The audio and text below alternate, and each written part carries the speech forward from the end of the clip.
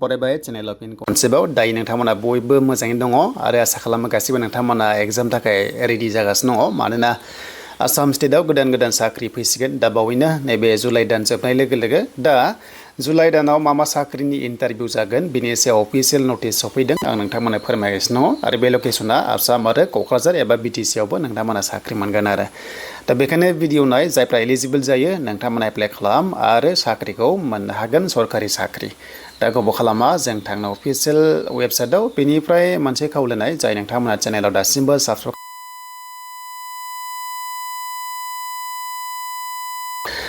थाब मोनफ्लाङो जुदि खाफाल दङबा दा बेखायनो जाहाथे भिडिअ नोंथांमोना नायबाय थानो हायो दा गोबाव खालामला जों थांसै अफिसियेल वेबसाइटआव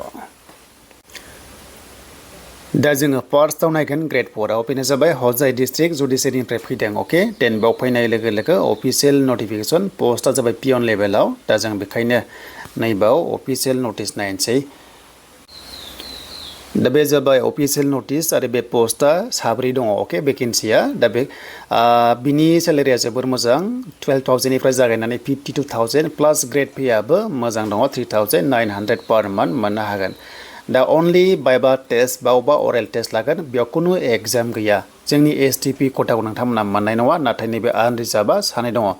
बे आनरिजार्भआव जोङो एप्लाइखौ खालामनो हायो दा बेखायनो जायफ्रा हजाइनि दङ बा गुबुन गुबुननि दङबाबो खालामनो हायो जेबो नङा minimum class 8 pass okay and maximum बावहाय HS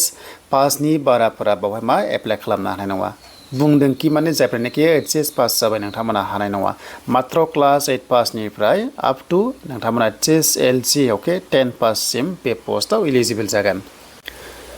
दा जेब्ला एप्लाइ खालामो नोंथांमोना स्टेन्डार्ड फर्मावसो फिलआप खालामनांगोन मोनसे अनलाइनाव डाउनलड खालामना ला स्टेन्डार्ड फर्म मोनसे मोनो आरो बे स्टेन्डार्ड फर्मावहाय जि नोंनि एक्सट्रा एक्टिभिटि सार्टिफिकेट्स दङ जेरै स्पर्ट्सनि टेक्निकेलनि डिप्ल'मा दं होफाबानो जाबाय अब्ला बांसिन चान्सखौ मोनगोन होननानै बिथांमोना मेनसन खालामखानाय दङ दा बैसोआ जोबोर मोजां जोंनि STफ्रा 18 बोसोरनिफ्राय 45 बोसोरसिम 45 इयार्ससिम बे पस्टआव इलिजिबल जागोन एन्ड हाउ टु एप्लाइ होनोबा नोंथांमोना स्टेन्डार्ड फर्म मोनसे मोनोना जाहाथे नोंथांमोना बेयाव एप्लाइ खालामो आरो गांब्रै फट'कपिसखौ नोंथांमोना हरफानांगोन बेनिफ्राय सेल्फ एटेस्टेड होबानो जाबाय बेनिफ्राय गासैबो डकुमेन्ट्सआवबो सेल्फ एटेस्टेड हो बेनिफ्राय सेल्फ डिक्लेरेसन सार्टिफिकेट बिदों एन्ड एमप्लयमेन्ट एक्सचेन्ज बेखौ नांथारगोन होमबासो बाव नोंथांमोना इलिजिबल जागोन आरो बिनि एड्रेसा नैबेखौ नायबानो जाबाय नैबे होनाय एड्रेसाव बाव नोंथांमोना हरनांगोन दा बिनि लास्ट डेट एप्लाइ खालामनाया जाहैबाय बेनो जाबाय 31 जुलाइसिम नोंथांमोना दायो एप्लाइखौ खालामबाय थानो हागोन आरो आगस्टआवहाय बियो इन्टारभिउखौ लानाय जागोन दानिया फैबाय कार्बि आंलंनि थाखाय मिशन शक्ति अके मिशन शक्ति वान स्टप सेन्टाराव बहाय वमेन एन्ड चाइल्ड डेभेलपमेन्टनि आन्डाराव पस्ट फैदों दा बे जाहैबाय ने पस्टआ बेखौ नायबानो जाबाय 25,000 पार मान्थ साइकोलजिकेल काउन्सिलर दङ बे पस्टआ आरो बिनि क्राइटेरिया होनोबा बेखिनिखौ नायना लादो अनलि हिन्जावफोराल' बे पस्टआव खालामनो हागोन एन्ड नेक्स्ट अफिस एसिस्टेन्ट दङ बेयाव 20,000 पार मान्थ पस्टआ बेखिनि दङ सासे दङ बेवहाय देन बेनिफ्राय नोंथांमोननिया बेनो जाहैबाय bachelor degree with a diploma course in computer होनना बुंदों माने नोंथांमोना डिग्री पास बानो खालामनो हागोन बेनिफ्राय 3 इयार्स वर्किं एक्सपिरियेन्स नोंथांमोना थानाय जानांगोन होमबासो बे पस्टआव खालामनो हागोन आरो बेयाव हौवाफोर हिन्जावफोर गासैबो खालामनो हायो देन सिकिउरिटि दङ बेवहाय नायोबा सानै भेकेन्सि दङ सेलारिया बेखिनि मोनगोन मिनिमाम 2 इयार्स एक्सपिरियेन्स थानाय जानांगोन 10 पास खालामनानै होमबानो बे पस्टआव एप्लाइखौ खालामनो हागोन दा बेयाव एप्लाइ खालामबा गासैबो डकुमेन्ट्सखौ जेरेक्स कपि खालामनानै सेल्फ एटेस्टेड होबानो जाबाय बे होनायखौ एन्ड सेलेक्सन प्रसेसा बेनिया इन्टारभिउ जागोन रिटेन एग्जाम गैया खालि अरेल टेस्ट आरो लोगोसे नोंथांमोनखौ प्रेक्टिकेल स्किल टेस्ट लानाय जागोन कम्पिउटाराव एन्ड जेनाखि अफिस एसिस्टेन्ट दङना बे पस्टआव आरो बाखि गासैबो वाक इन इन्टारभिउ एबा अरेल टेस्ट लानानै साख्रि होनाय जागोन आरो बिनि बैसोआ 21 इयार्स मिनिमाम आरो मेक्सिमाम जोंनि STPआ 45 इयार्स गुबुना 40 इयार्ससिम बावहाय खालामनो हागोन दानिया बेखौ एप्लाइ खालामबा नैबे दङ एड्रेस दङ बे एड्रेसाव नायबानो जाबाय नै बे एड्रेस होनायाव नोंथांमोना थांनांगोन आरो ड्रप बक्सआव हैनानै फैबानो जाबाय मिशन शक्ति कार्बि आंलं जेनाखि ससियेल वेलफेयार अफिस थायो बेवहाय नोंथांमोना डिपुआव थांनानै जाहाथे एप्लाइखौ खालामनो हायो एन्ड बेनिफ्राय बियो एप्लाइआ सोलिगासिनो दङ आरो बिनि लास्ट डेटआ 29 जुलाइ गासैबो इन्टारभिउआ आगस्टआव जानाय चान्सआ दङ बेखायनो दा जुलाइ दाननि साख्रि बियो इन्टारभिउनि थाखाय एप्लाइआ दायो सोलिगासिनो दङ बेखायनो जायफ्रा इन्टारेस्टेड दङ बा क्राइटेरिया गोरोबबाय नोंथांमोना ट्राइ खालामनो हागोन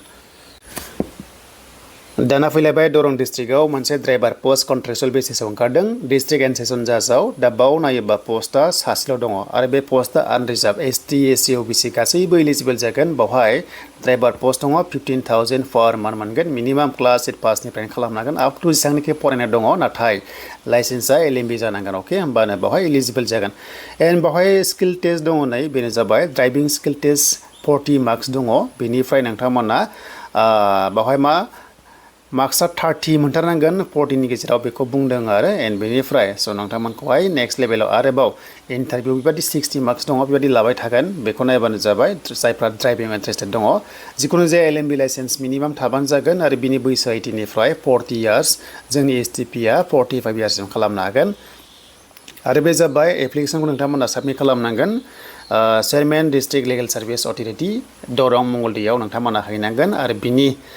लास्ट डेटआ जाहैबाय अगस्टनि 1 तारिख अके 1 तारिख आगस्टसिम बियो सोलिबाय थागोन बिनिफ्राय अफिसियेल एड्रेस दङ नैबे एड्रेसआवबो नोंथांमोना हरनो हागोन आरो अके स' बेयावबो नोंथांमोना हरनो हागोन गासैबो डिस्ट्रिक्टआनो बावहाय एलिजिबल जायो बेनिफ्राय